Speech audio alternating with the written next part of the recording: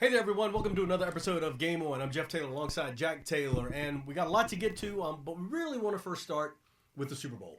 And we're going to talk high school, but what the cool part about the Super Bowl is the kind of local guys who are getting a chance to play. And so for me, most notably, when we think about that is Will Shipley. Yeah. And when we think about Will Shipley and, you know, what he did at Weddington, and then went off to Clemson and now playing for the Eagles. I had a chance to talk to him, and we'll have a story out later this week. I talked with Will Shipley over the phone before he left to go to New Orleans. I'm going to sit down with his parents and talk with them. But it was cool talking with him about that journey. But what I want to talk about as we talk about this per se is one of the questions I asked him was just how important was his high school experience. And not even that, before that, middle school. You know, before that there is... you know, Pop Warner. And he really mentioned how important those times were in terms of, he mentioned his Pop Warner coach, which happened to be his dad, James Shipley. And so it was kind of cool just to hear him talk about that and talk about his middle school days and talk about, you know, Coach Capone. And not only what they instilled in him as a player, but just as a person.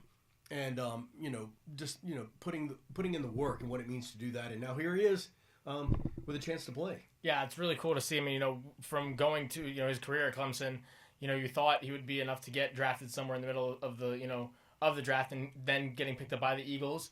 It wasn't really sure who was he was going to be backing up. You figured it was going to be Kenneth Gainwell, right? And then they get Saquon Barkley, so it's like, all right, that's your running back room you get to play alongside, right? And he made a name for himself on special teams throughout the year. He's the first player to score a touchdown and then have a fumble recovery.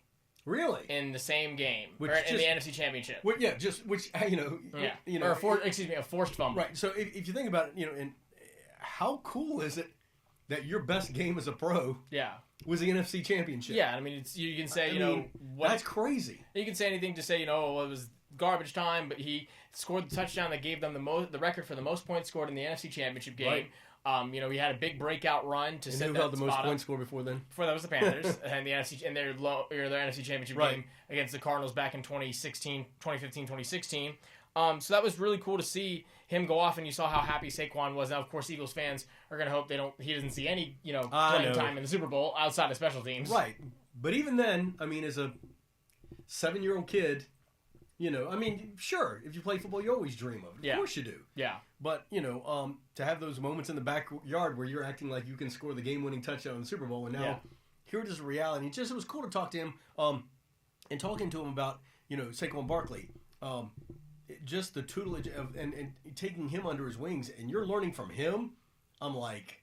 You can't ask for much more. No, and then of course you got Jordan Davis from Mallard Creek. He was there when they began, went on their back-to-back state championship run. Yep. He had a pivotal sack in the game, in the NFC Championship game, to put Washington out of the area. But then it's also cool to see, even before the Super Bowl, when you looked at the NFC Championship game specifically, you had even more area representatives. You had De'Ami Brown, who had been going off to that point and really helping out Jaden Daniels, West Mecklenburg alumni, and then in the same wide receiver room, you had Jamison Crowder from Monroe High School, who made a big impact in that, who has had an impact in this season as well. Right. So just really cool to see all of the different ways that Charlotte has been represented. And then you even talk about off the field. And there's referees. That's crazy. 2 of the officials. Yeah, 2 of the officials. Boris Cheek was called for. Right. He's a longtime Charlotte resident. His daughter, Joy Cheek, was a huge athlete at the time. It's his 4th Super Bowl. And then Mike Morton, who was A.L. Brown alumni, Chapel Hill alumni. He played in the Super Bowl. He just became the all-time leader in NFL games officiated with 461. Wow. And now he'll be calling the Super Bowl. So Charlotte's going to be represented all over the place in this. Think we could fly down real quick? Maybe get some zooms in. Yeah, get some zooms in. But, so we'll look forward to that. It's high school sports. I know we get it real quick, but we can talk about it real quick. Who you got? Oh, look at the Eagles have probably shot for shot the better roster. Yes. The thing is that what we've seen the Chiefs be really able to do in years past is shut down running backs. That's how they beat the Titans. It's how they beat the Ravens. It's how they beat, or not the Ravens, because that was a different game. But it's how we saw they did. They did beat them. Yeah, it's how they beat 2 them. years It's how ago, they, the AFC Championship. and then last year as well, right? Beating the Ravens, taking down Derrick Henry, in both obviously different ones of those, beating the Titans way back when. Right. So if they can take to Saquon Barkley, and just shut down the run game, it's going to be really, really hard for Jalen Hurts, who's struggled this year, to get them over the hump by himself. Especially if the running game's not going. If the running game goes down, because that's kind of the antithesis. That's their whole offense, and so if that doesn't pan out, and then if you get into a shootout. That's the problem is that your Eagles defense has to quell Patrick Mahomes and that offense, which hasn't been as star-studded this past season, but is retaining. It's at its healthiest point with Hollywood Brown, Isaiah Pacheco. Sure. They're all Xavier Worthy. They're all healthy. And if it gets into a shootout, I don't know if the Eagles have what it takes to hold on in the shootout. Yeah, 2 years ago when they played, it was the highest total of points scored in the Super Bowl. But he was playing much different. Jalen Hurts was playing much different that year than he is now. I agree. I'm rooting for Philly, as I think 99% of the country probably is. I just think that there's just this, I don't know, magic. You know what I'm getting at? There's just something there that, like, I'm terrified that the Chiefs are going to be down 2. Yeah. With, a minute and a half to go. Yeah. But I really think this could come down to whoever has the ball last is going to win. And if you're the Eagles, you score on the last play. You score with you give them 5 seconds. Yeah. Who knows? So we'll see. It's going to be. Well, what I was thinking of is you got to think, boy, Jason Kelce must be really upset right now. You think he could have? He could have. Yeah. I mean, obviously hindsight's 20/20, but do you think he's kicking himself for retiring that early? He's having fun though. I mean, he is. He's having fun, and but I think another Super Bowl against his brother, yeah. and to have this Eagle, he could have thought the Eagles were going to get to the Super Bowl again this quickly, but all that to say, then the Super Bowl. There's a different bowl game coming to Charlotte. There's one. I want to ask you one other quick question though. Mm-hmm. Halftime show for the Super Bowl. Yeah. Is Kendrick Lamar and SZA. It's going to be amazing. Okay. Are we going to see a surprise Taylor Swift? No, probably not. No, not at all. Not at all. Yeah. All right. On you go. You mentioned the Super Bowl. Yeah, there's a Super Bowl coming to Charlotte. It was actually announced today, which is Wednesday, and it is the Pop Warner National Championships are coming to the Queen City. Now, here's the interesting deal. Since they've been doing this, it's been 30 years at Orlando, and for quite a few years at the ESPN Sports Complex there at Disney. Yeah. It is now moving to the Queen City. It'll be played this year in December, middle of December. It's going to be played at the Matthews Sportsplex. And then, that's that. And then the cheerleading competitions will be held at the Charlotte Convention Center. And those always coincided. Yep. Same weekend. Listen, we've been to the Sportsplex. I mean, it's a great place. And I mean, that stadium out there, I think it holds 5,000 to 7,000 people. But they also have, 4 or 5 more football fields. Yeah, I mean, they have, when flag football came through, USA qualifiers, I believe they had events out there. You have, Crown Legacy plays their matches out there. They have, I know the Big South has a lot of their conference championships for the other sports at that area. So it's not unheard of per se. I know they have a actual stadium. It's a nice stadium. You would have thought maybe Memorial Stadium would be, but I guess if it's... I think if other games going on, I don't know how they work it in terms of the round robin rotation or something like that. Yeah. So, but I mean, it's cool. I don't know, if the kids, a little different going from Orlando to Disney. Yeah. But I think that may have been I've talked to a couple of people about why move it, and I think the gist is probably just came down to, travel expenses. I mean, Charlotte's a little more centrally located. Yeah. So, kudos to them. I think it's going to be awesome. And I can't wait to see what role, the Panthers might play in it. Yeah. How it opens the door to just some of the things that go on around here. To see how that all and listen, how cool would it be for, as we go through whether it's Mara or Odell or South Charlotte or whatever to get a chance to play. That would be awesome. Yeah, well, who's probably upset and happy is probably Greg Olsen. That's what he's not coaching with them anymore. Obviously, him and Luke Kuechly and even Jonathan Stewart, they had taken over South Charlotte and went to Orlando. Did they go to Orlando? I don't think they got to the actual game. I think they got to the regionals. And then got beat in the regionals before they went to Orlando. But would have had the chance to maybe have if they get the host that star-studded, maybe they'll get back into Pop Warner coaching on the side there. If I'm correct, and I think I am, but I'd go back and look. But if I'm correct, there's only been one Pop Warner team from our area Oh, interesting. to go to the Super Bowl. Mm-hmm. And that was actually 4 years ago. Oh, really? And it was a team from Mara. Wow, really? Yes. Wow. It was a team from Mara. I think it was the junior Pee Wee team or something like that.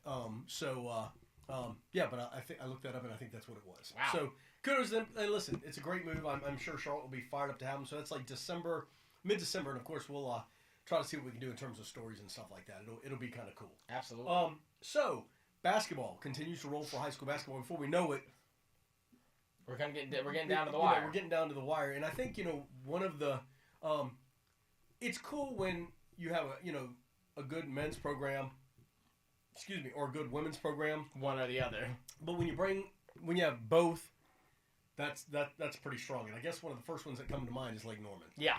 And the job that those two coaches have done and what they bring to the table, because they've played some tough ball games and still seem to be standing pretty strong. Yeah, I mean Lake Norman, and now they're going to be taking another challenge, going on the road, taking on Hickory Ridge. Right. Both the Lake Norman men's team definitely, after their early exit last year, is looking to kind of to cement the fact that they are top of the food chain in the area this year. Right. North Mech is still North Mech, regardless of how many players move on or go forward, as long as they have their same squad, the same culture there. Right. They perform every single year. And so it's interesting to see. But then you said not only just with the men, but with the women's team as well. And they'll be playing Hickory Ridge, who's also ranked for the women's squad. So that's going to be really huge to see. I mean, Lake Norman for the men, they're 19-1. Right. It's dominating. And they take on area teams. Like Mooresville has been really good in years past and has been good this year. So it's their only loss coming to Milton in a tournament. Is that out of Georgia? I believe so. Okay. Either Georgia or Tennessee, and that was in a tournament. But you're coming down to the final, 10 days of the season. 4 games left for most teams. Okay. Yeah. Really? Yeah. Okay, wow. 4 games left. Where that? Finishing through, before they get to conference play. Right. So it's going to be really interesting to see how these teams can handle, who they take on. Right. And like I said, Lake Norman's been dominant, and pretty much outside of Lake Norman, you've seen North Mech has been dominant, Chambers has been dominant, and you look through just some, and of course you have the private schools are always dominant. The private schools are always going to go head to head. It's going to be big, but those are some really interesting ones to look at when you come to these games. That should be really exciting to see. Yeah, no, and then you get you talk about some of the private schools. It always seems that Providence Day seems to have their guys and girls over there. Same thing, just pretty daggone strong. As well as Cannon School, Right. You have Corvian in public, but in the charter school bracket. So it's going to be a big week for a lot of teams tonight. Tuesday night, Hopewell at Chambers. You'll have West Charlotte at Huff, West Mech at North Mech. You're gonna have some big ones. Providence Independence. Yeah. Cannon School at Covenant Day is a really big one. And that's going to be a really big one to look at. So you've got just a lot of games around here that are really big. You have, Ashbrook at Crest is another big one. J.M. Robinson at Concord. Lake Norman Charter at Central Cabarrus. Of course, Central Cabarrus continuing to be Central Cabarrus. They just continue to do what they do. They win, and all they know is winning. Right. And, so and it's good for them. I was going to try to tell you guys too. So Friday night, our Bay Heckle Sports Game of the Week will be East Mech and Independence. That's a good one. Two teams that know each other really well. You talk about almost, and not the Butler Independence neighborhood, but you're talking about schools that are fairly close. Absolutely. And pride themselves on having some pretty strong, basketball history there. And so that'll be the girls and then the guys. So that's our Bay Heckle Sports Game of the Week this coming week. And then next week, I think we're looking at talking about maybe going out to Monroe. And doing a game out there, and getting some of the Union County schools. So, as we get down to the final couple of weeks, one thing I'd love for those who follow us wherever you catch your podcast stuff is, if there's schools or games we're missing, let us know. If there's a game or something we should jump on, let us know, and we would do our best to try to cover it. So, it's just it's so hard that it goes that fast, and you blink an eye and it's gone. The next thing you know, we'll be looking at baseball and softball, and spring sports, and before you know it, the summer will be here. My biggest takeaway, though, still is just, and you mentioned it, is just how good the basketball is around here. And no matter, what, it's a little bit different from football. And what I mean by that is, the gyms you've been to, I've been to some high school football games where it's kind of weird. I don't know if it's a school or whatever, but fans may not, the students may not show up. And then all of a sudden, basketball game, the gym is packed. Yeah, student sections are always packed. What do you think the difference is? When you do have, I mean, there's a closer proximity. Other than it may be 30 degrees outside and raining. There's, there's more frequency. Right, that's what I'm wondering, You're playing these teams, you're playing, even conference play, you're playing teams twice, 3 times, even with the amount of games you have. Right. And a lot of players, still play 2 ways, so you get to see, or, then your football teams if your athletes aren't on the basketball team, they're going to watch their teammates go from football to basketball and continue to, perform well. But then also, there's not as big of a discrepancy in talent in basketball when it comes as opposed to football. Right. There is the private schools, for football, Providence Day pretty much takes the cake every year. Right. And you're left to see, Covenant Day, Country Day, try to, kind of just do what they will. When you get to basketball, anybody can beat any one of them. Right, no, yeah. Same with, and then that goes just as well for public schools as well. East Mech, who has struggled in football, continuing to perform and go well against, in basketball.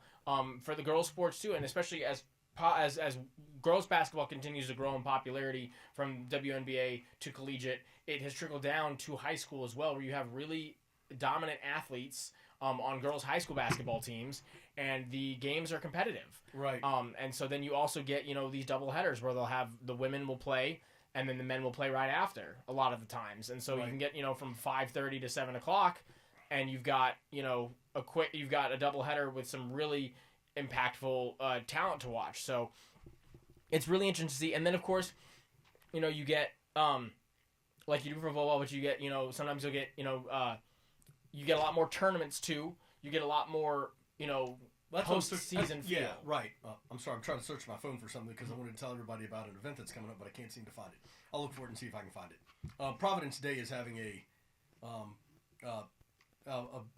big kind of tournament or something. Let me get back up. Oh, okay. Yeah, here we go. The 12th annual North Carolina Private School All-Star Game is being held this year at Providence Day. I think it was done last year too. Both games are littered with college commits from across the state. Yeah. So the game times are 12 and 2. That's Saturday, March 1st. There we go. So I had to find it. Yeah. But yeah, the 12th annual North Carolina Private School All-Star Game at Providence Day, Saturday, March 1st. So 12 and 2, and they do a great job out there. But would you expect any different? Everything they do out there seems to be really pretty stout and pretty strong. Before we leave, and go back to the Super Bowl for just a sec, because I just want to put this out there too. Even though it's not high school, we can get off the subject a little bit. You had a chance to talk to Greg Olsen. Yeah. About the Super Bowl and the broadcasting part of it. Yeah. He's not doing it, but he did it, this game 2 years ago. His thoughts on just how tough it is to broadcast. Or be a broadcaster and do what he does. Yeah, he was really, really open and honest about kind of what all goes into it. How he will still reach out to, his former players, his former teammates.